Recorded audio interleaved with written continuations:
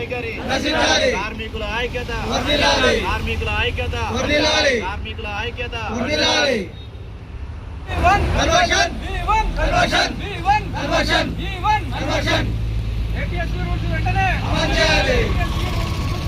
అమలు చేయాలి. యాజమాన్య మండలి వైఖరి నశించాలి.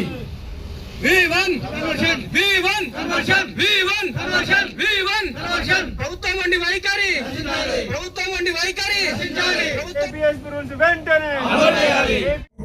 యాదగిరి నేను ఆర్టిజన్ గ్రేడ్ 2గా పనిచేస్తున్నాము.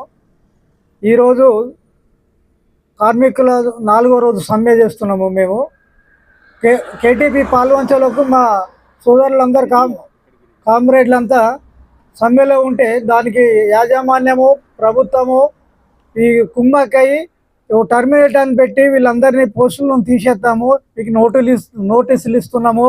దానికి మద్దతుగా యావత్ తెలంగాణ ఆర్టిజన్ కార్మికులు చాలామంది పెద్ద ఎత్తున వాళ్ళకు అండగా నిలుద్దామని కేటీఎస్ పాల్వంచకు మహాజాతరగా తరలి వెళ్ళిండు.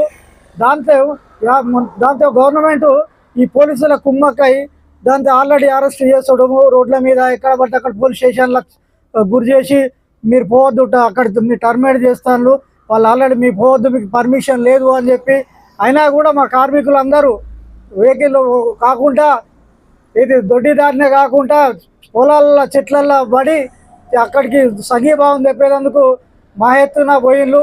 వాళ్ళందరికీ పేరు పేరున ధన్యవాదములు. ఇకనైనా గవర్నమెంట్ ఇకనైనా ఈ 4వ రోజు చేస్తున్నాము, ఇంకా 4 నెలలైనా కూడా మేము చేసి మా హక్కులను మేము సాధించుకుంటాము.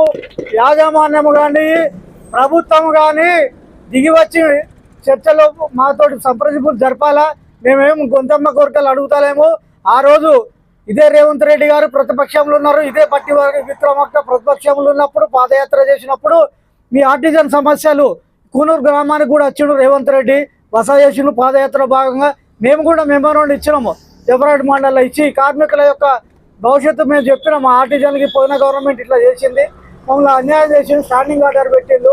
దానికంటే మా ప్రజాపాలన ప్రభుత్వం రాగానే మీ అందరినీ గవర్నమెంట్లో తీసుకుంటా విలీనం చేసుకుంటాం, ఆల్రెడీ ఏపీఎస్ రూల్స్ ఇప్పిస్తామని చెప్పి మీరు ఆ రోజు అన్న భాగంలో మేము అడుగుతున్నాం తప్ప మేము వేరేది అడుగుతలేము.